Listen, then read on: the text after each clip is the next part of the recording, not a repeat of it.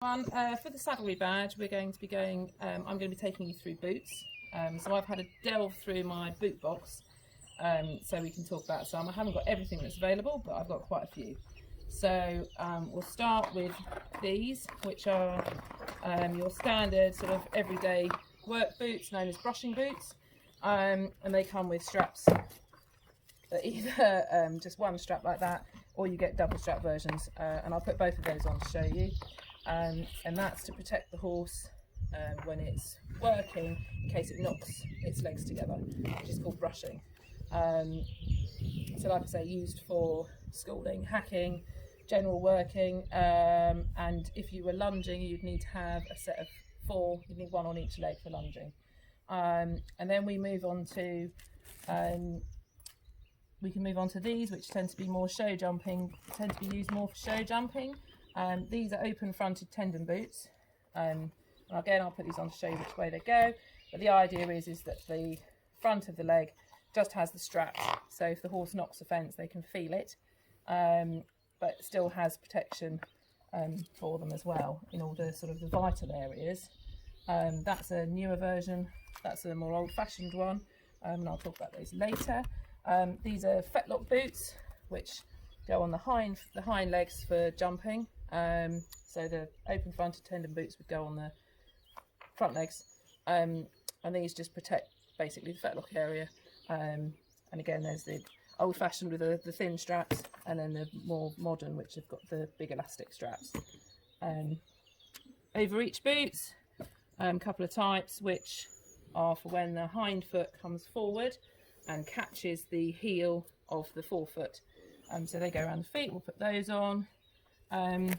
This is a type of cross-country boot, which is actually more like a closed-fronted tendon boot, this style, and it's got a hard pad at the back to protect the tendons, but it's also got a hard pad at the front, so that goes round the leg like that. There are more modern cross-country boots which allow for more airflow as the horse's legs get hot as they go cross-country, but that's the only one I've got to show you. And then these are a type of knee boots, which you would use if you were travelling with bandages. You'd put on the knees, 2 different types again, and can be used out hacking, particularly on a horse if you're worried about it stumbling. It's considered good practice to wear them out hacking on the road, so if the horse does go down on the road, it protects the knees. Okay, so the main area you're looking at when you're putting boots on or protecting is the horse from injuring itself. So it's knocking into itself, largely is what we're putting boots on for.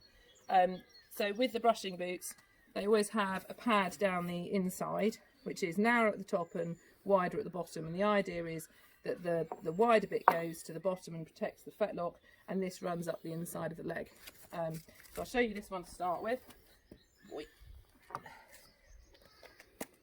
And you just put it down, slide it down so the hair's going the correct way, and then you just literally just do it up. If you have 3 straps, you do the middle strap up first, then the top one, then the bottom one.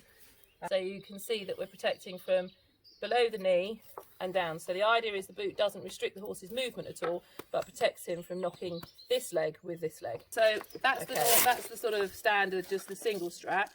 Quite a good idea is one of these with double straps, which just makes it more secure. It's less likely to come undone. With these, you always do with boots, all boots, the straps going back. So the first strap or the single strap always goes, you always do it up so it's facing, going towards the tail. So with this one, the first strap goes back, and then the little bit of Velcro comes over the top, which just stops the main strap that fastens from coming undone. So the second strap always faces forward because the first strap always faces back. All right, Spud. With the brushing boots, on the hind legs, this area tends to be, well, it's longer on the hind leg, so quite often if you've got a size, for example, size 1 on the front, you'd need a size 2 on the hind legs, because you want to be protecting them from, again, but they're now from below the hock to the fetlock as opposed to the knee to the fetlock, and this area is longer, so it tends to need a bigger boot. What you can get for cross country is what's called speedy cut boots. I don't own any. And a speedy cut is when horses are galloping and they can knock into the higher up on the leg than a boot would go. So you have a pad that comes up higher, which just protects them from the speedy cut injuries. But like I said, I don't have any of those. Right, now we'll talk about the show jumping boots. So, as I said, these are open fronted tendon boots. This is the more modern style. When I say modern, it's probably the last 20 years, but there we go.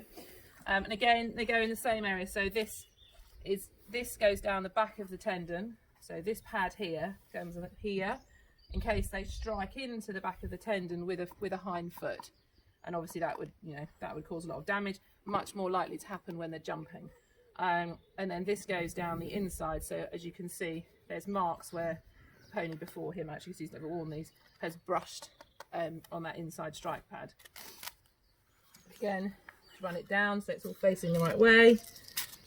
You bring the straps around and do up. One thing to be careful of with these, with the big straps, is that just make sure they're sitting nice and flat and you don't have hair caught between the two straps. And again, you're coming down, same area, so below the knee to the fetlock, protecting the inside of the fetlock, and the knees protecting the back of the tendons. And again, not affecting how the knee is going to work, how the joints are going to work. Quite a lot of this is a very old boot, but quite a lot of them have these two pads that run down the inside, and they slot in the sort of the dents you get where the tendons are. This is probably going to be, I don't know, I was going to say it's going to be too big for him, but it's not too bad. But this was sort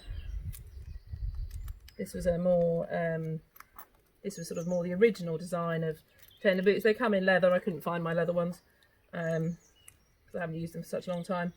But as you can see, these straps are then putting more pressure down the front of the leg, and of course you've got the extensor tendons down the front of the leg, whereas with this, that pressure is spread much more evenly over the big wide straps, which is why these have become much more popular. But you can really see here how if a horse knocks a show jump down with that, they're going to really feel it on that front leg, whereas with a brushing boot you're going to protect the front of the leg from that impact, but potentially the horse is then not going to care if it knocks fences down, which is why these were designed.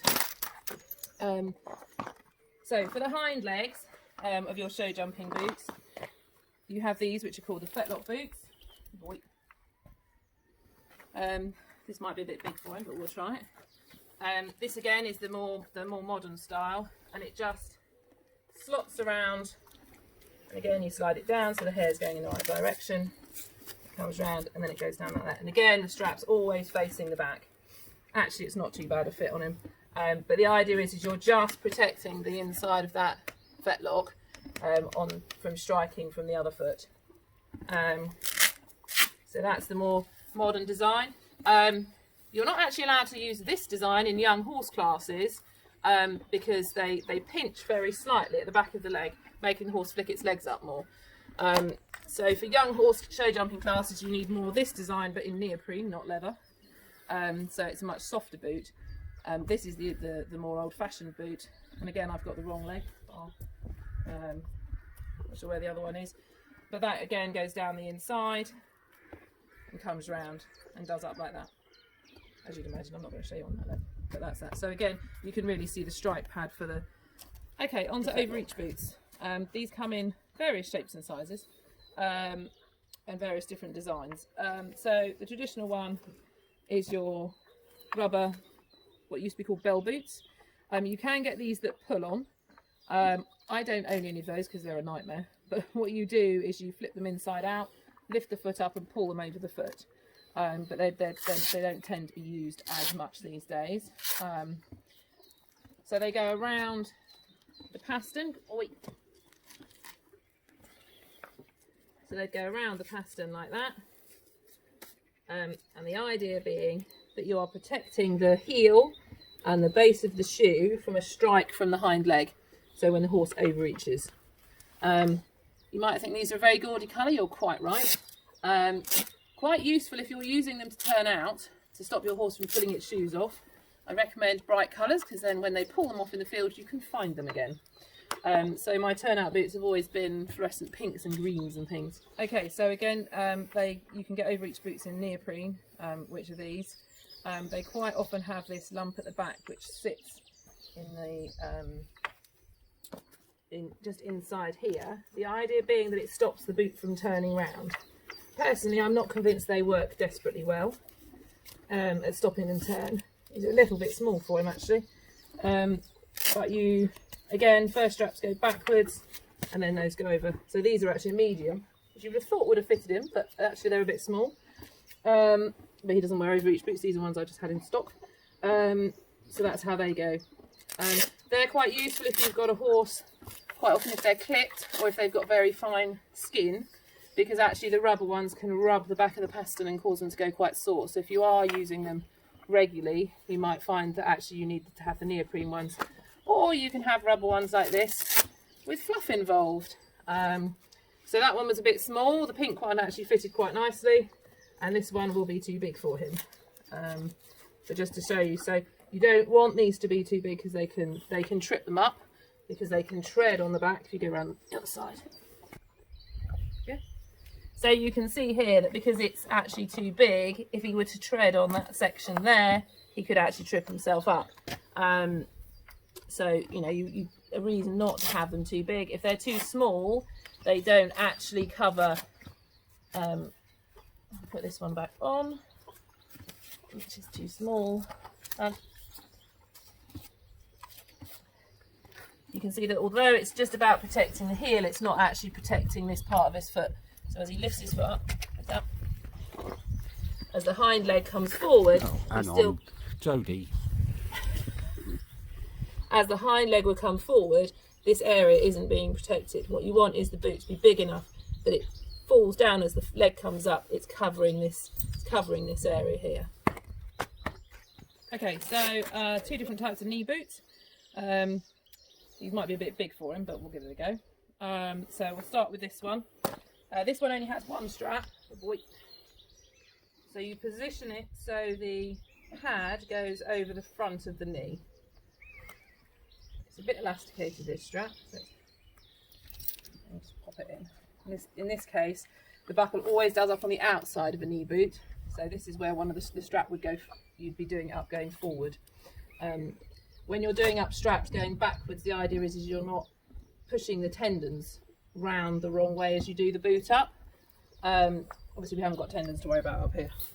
So you can see, if you that way, that's covering the front of his knee. So if he were to fall down, that's going to protect the front of his knee on the road. You need to have this strap done up quite firmly, because you don't want the boot sliding down over the knee and ending up bad down here somewhere, acting a little bit like a flappy. This is a different type of knee boot. Again, put it in exactly the same place, and this is actually going to be a bit big for him because this would slide down. But you do the top strap up on the outside, and so it doesn't. So it's tight enough that it doesn't slide down the leg. This would slide down, but I can show you. And then the bottom strap does up. Now, bottom strap on a knee boot is always loose. The idea being that when the horse lifts its foot up and moves, that strap isn't restricting at all that leg moving. Okay, so with a knee boot you'd always have the top strap nice and firm so that it won't slide down the leg, but the bottom strap is nice and loose to allow the leg to move. All that's there is to keep the bottom of the boot in place if the horse were to go down. It's not there to kind of hold it on. It's just to stop this from flipping up. The other design doesn't have a bottom strap, but it's quite firm in the leather, so it stops it from flipping. Okay, so the cross-country boot, this design is like it's like the tendon boot, but it's like a closed-fronted tendon boot. So this part, like the open-fronted tendon boot, that comes down the back of the leg, and then your straps come round the front and do up. Joe, go away, darling. And then you can see that he's got the protection down the front where there's a strike pad at the front if he hits a solid cross-country fence. There's a strike pad at the back if he comes from the hind leg and knocks into that back of the back of his leg and protects the tendons. Again, from the knee to the fetlock, not restricting the movement. Okay, from my boot collection, the last one we've got is a turnout boot. This is quite useful if you've got a horse that's a bit of a self-harmer out in the field. They're made of neoprene, and they're a little bit shaped to go around the back of the fetlock. Joe, don't we? And again, the idea being that you're protecting the horse from impact. It's a little bit snug on him, but it will show you the theory behind it. It's neoprene, so it's a bit squishy and bendy. The idea being it's more comfortable for them to wear for longer periods. Again, they fit down from just below the knee, but they actually come down right around the back of the pastern. And you can get them for all four legs for horses, like I say, that self-harm out in the field. Luckily, touch wood, mine aren't too bad, so they don't wear them. Not quite sure where I've got these from. But yeah, so that's boots. See you all soon, hopefully.